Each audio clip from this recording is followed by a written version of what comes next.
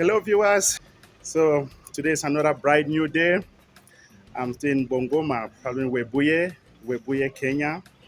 And today I'll be going to a secondary school to do a presentation about my story and just to inspire the students to see how they can develop love for agriculture and environmental protection. For those of you who are still new to my channel, my name is Farmer Tanto. I'm a grassroots environmental activist. So I'm here in Western Kenya to work with the community on water conservation and organic farming. So we're going to the school right now, and I'm going to see what is happening there so that I can share my story to the students there. So join me as we go along. I'm here in the car with the principal of the school that we'll be visiting. He's called Mr. Fred. How are you doing, Fred? Very well. Wow. I'm excited that you're going to visit my school. Oh, wow. Yeah, that's wonderful. Yes. And behind me in the car, you have Queen Elizabeth. Hi, Queen Elizabeth. Hi. Yeah. And you have Moses. Hi, too. Wow.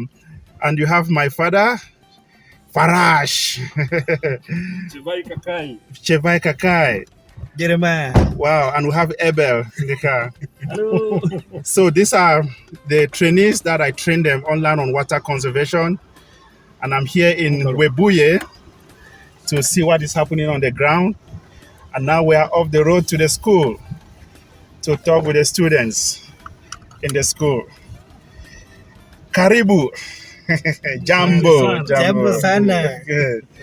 Karibu means welcome in Swahili. Jambo means hello. Asante sana means thank you. Asante sana means thank you. Yeah. But he's a good man.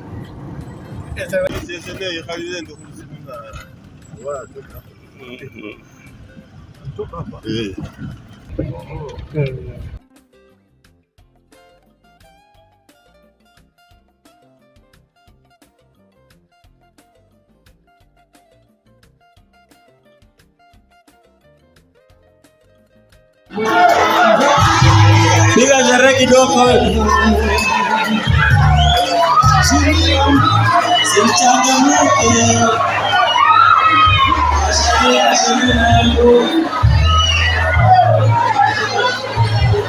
This is me here.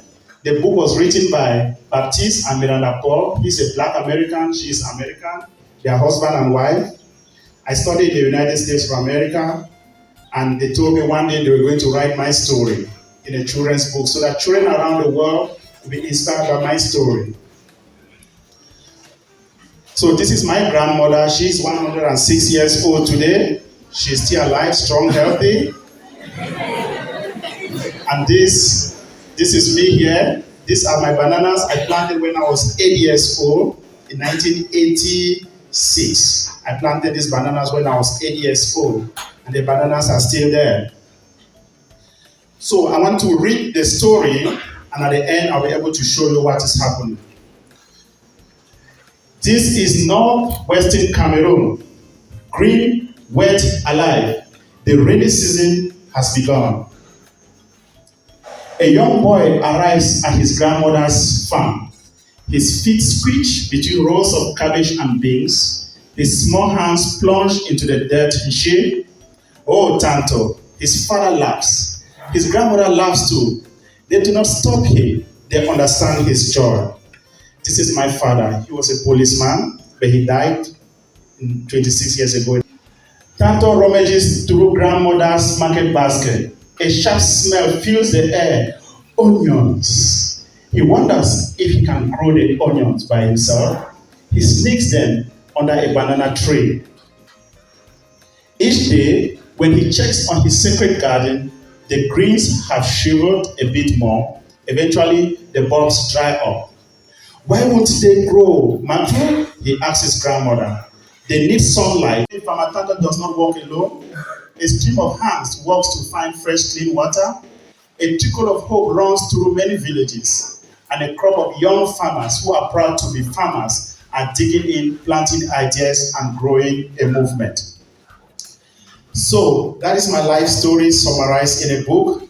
And now, how do you grow a movement? You know, I am growing an environmental movement in Cameroon. In order to grow a movement, you need to start small. Remember, from small things, big things grow. So that's my first vegetable garden that I had in 1996 when I was in Form 3. How many of you are in Form 3 now? Form 3, right? Good. So I started when I was your age. That was my first garden.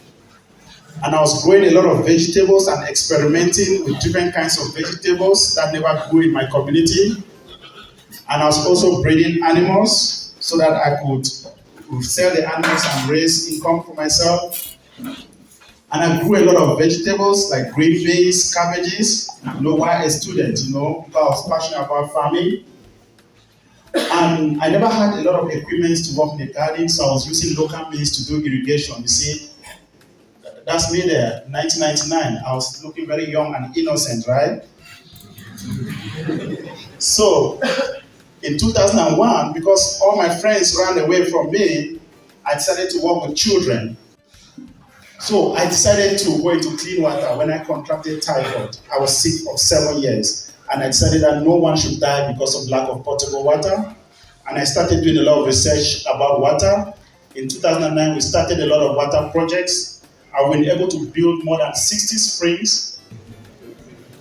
What Farmer Tanto has presented is a true life story. His story, the way it was, he narrated it to some people, and that movement has done so much that has made him be recognized internationally. That is what he was telling us. So the little work that he was doing, the world is able to acknowledge, he has been recognized, and that work has been fulfilling. So he was throwing a challenge to you, that today the way you are, you can also start in a small way. And what you are determined to do, you will always do and achieve.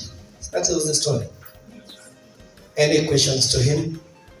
Ngoma where you have started. Then, surprisingly, we are here almost 8 boys. Then we have started such like a thing. For now, where we are, we have a one God which have given back. Then we are heading somewhere. So I believe that you have motivated us, you have inspired us. One day, one time, we are coming where you are. Thank you.